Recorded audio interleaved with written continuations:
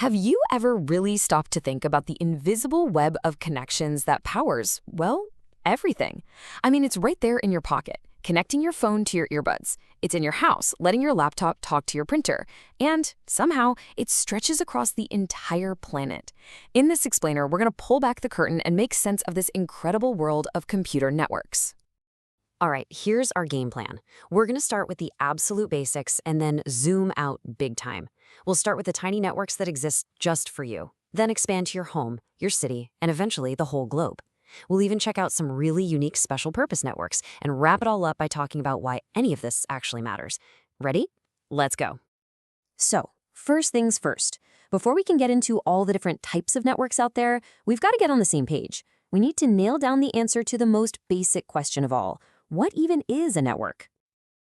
At its heart, it is just this simple. A network is really just two or more computers that are connected so they can talk to each other. That's it. And the whole point? Sharing. Sharing files, sharing a printer, sharing an internet connection. Whether they're linked up with physical cables or something invisible like Wi-Fi, the goal is always the same, to share stuff. Okay, so if a network is the what, the actual collection of connected things, then networking is the how. It's the art and science of actually designing and building it. It's all the work that goes into making sure all those devices can communicate smoothly, quickly, and securely. It's what makes the magic happen. All right, let's start that zoom out journey I was talking about. And we're going to start as small as you can possibly get, with the networks that live inside your own personal bubble. And that brings us to the PAN, or a personal area network. This is the stuff that's all about you. Think about the Bluetooth connection between your phone and your wireless headphones, or your laptop and its wireless mouse. That's a PAN. It's a tiny personal network, usually with a range of just a few feet, built for one person's gadgets. Okay, time to take one step back from that personal bubble. What happens when we expand our view to the size of a single room, or maybe a whole house, or even an office building? Well, that brings us to the LAN, or local area network. And this is probably the one you're most familiar with day to day. It's your home Wi-Fi network, or the network at your office or school. The key thing to remember about a LAN is that because the distances are so short, the data can move between devices incredibly fast. So we've got networks for one person, and we've got networks for one building. What's the next logical step? Well, of course, you start connecting those buildings together to create networks for whole communities. Now we're talking about a CAN, or a campus area network. And yeah, the name pretty much gives it away. This is perfect for a university campus or maybe a big corporate headquarters. It's basically a network made up of other networks, a bunch of LANs from different buildings all linked together so they can act like one big seamless system. And if we zoom out just a little bit more, we get to the MAN, or the Metropolitan Area Network. This is the big one that connects multiple LANs and CANs all across an entire city. You can really think of it as the digital backbone for a modern city, connecting businesses, schools, and government buildings. We've gone from your desk to your house to your whole city. Now, it's time for the final and biggest leap. We're talking about connecting cities, states, and entire countries together. This is a WAN, or Wide Area Network, and here is the single most important difference you need to remember. A WAN's main job isn't to connect individual computers. Nope. Its purpose is to connect other networks, like all those LANs and MANs we just talked about, across absolutely massive distances. So let's just put it side by side to make it super clear. A LAN is local, it's what connects all your personal devices in one place.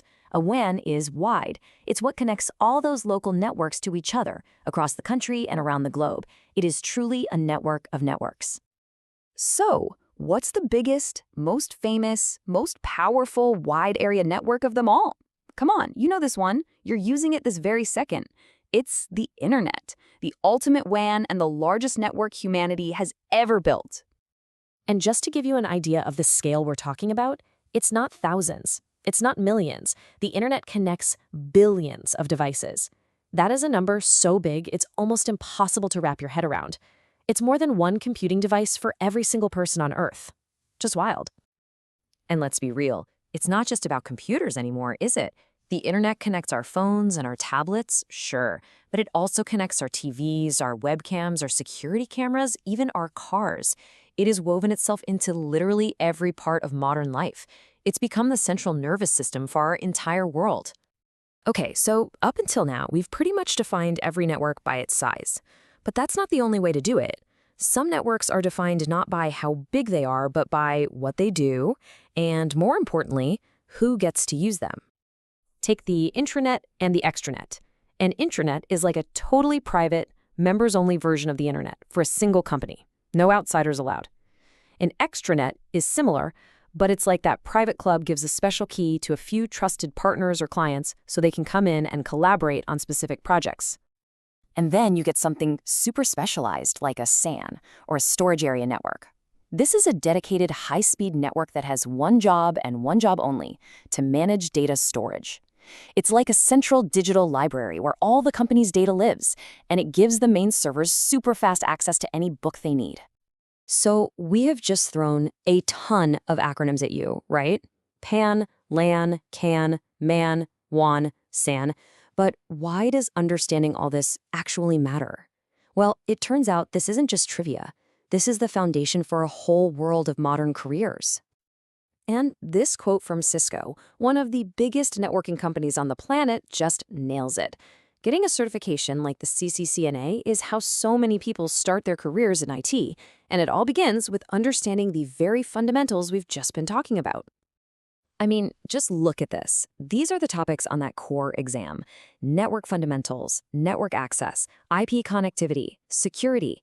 It's a mirror image of our journey today. This stuff isn't just academic, it's a critical professional skill that powers our entire digital world. So there you have it. We've gone from the Bluetooth in your pocket all the way to the globe-spanning internet. You now have a pretty solid map of the digital connections that define our lives today. And that just leaves us with one final big question to chew on. If this is what today's networks look like, what are the networks of tomorrow going to be?